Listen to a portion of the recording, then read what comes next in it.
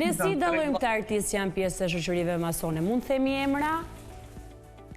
Në Shqipëri jo, se është vend shumë i vogël dhe është gjëna që ti përmendim, nuk kam. Po si dallojmë?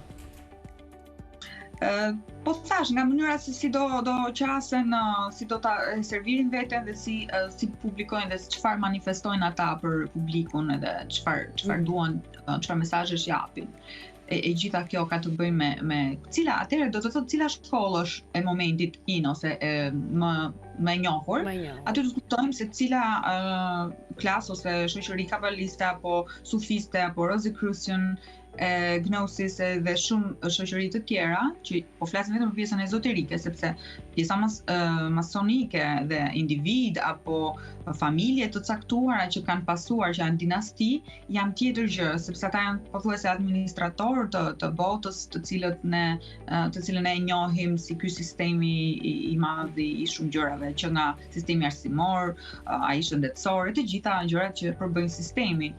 Pra ato pasohen dhe kalohen në pasardhësit.